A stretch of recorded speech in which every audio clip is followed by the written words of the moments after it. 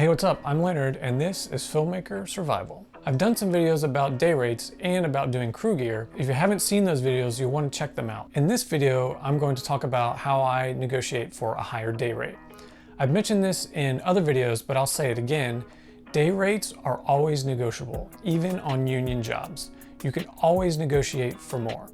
Even though day rates are negotiable, it doesn't mean you always get more, but you should always try. I'm also going to do a separate video about invoicing and filling out time cards, so make sure you subscribe so you don't miss that video as well. When a DP books me, they'll tell me the day rate for myself and for the second AC, but sometimes they don't always know what the rates are, so you'll get that from production when they reach out to confirm your booking. So when production does book you and reaches out, they'll tell you, when your prep day is, when the shoot days are, and they'll also tell you the rates for yourself and for your other crew if you're in a key position and you'll be hiring other crew, like a first AC, a gaffer, or a key grip. So when it comes to the camera team, usually the second AC will make $25 to $50 less on their day rate compared to the first AC. Now, I'm not sure how this works for other departments like grip and electric, but I imagine it's probably pretty similar.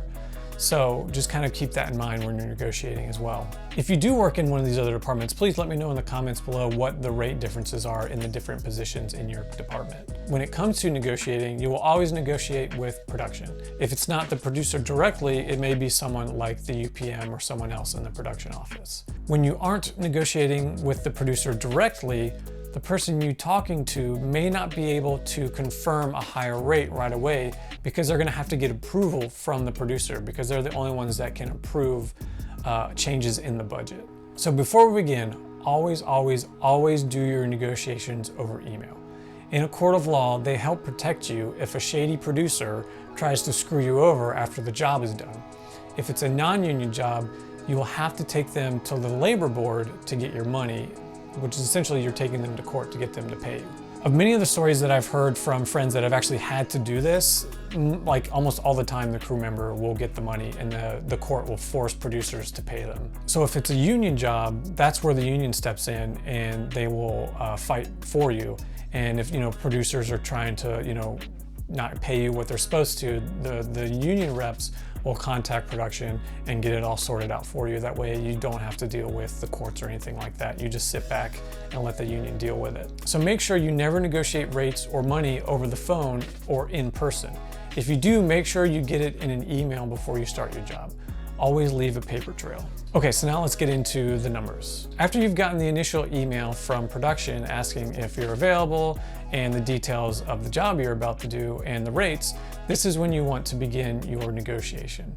When negotiating, you will be negotiating for your rate and the rates for your crew members if you're in a key position. Even if you're not in a key position, you can always negotiate for your own rate as well. And remember, in these initial emails, you'll also be negotiating for any kit rentals and Expendables budgets for yourself and for your crew if they didn't mention it in the initial email. Now remember, kit rentals and crew gear are separate from each other, so make sure you watch my video on crew gear, kit rentals, and Expendables where I go into depth about these subjects.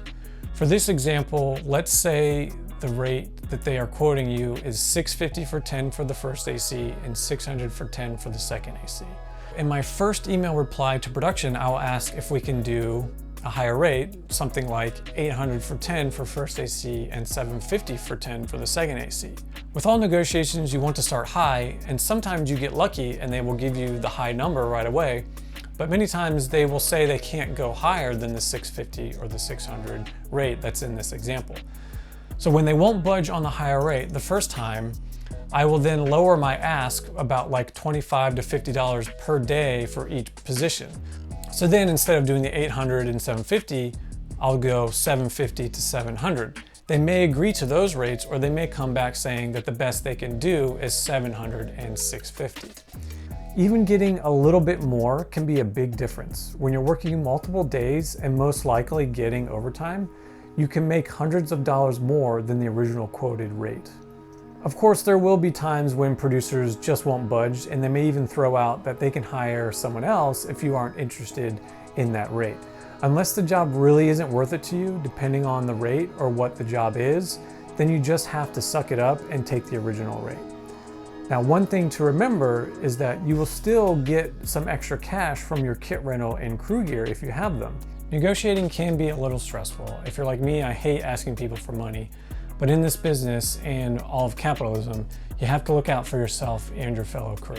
Here in LA, the commercial crews have come together and have all been working really hard to raise the rates before the next union contract comes up.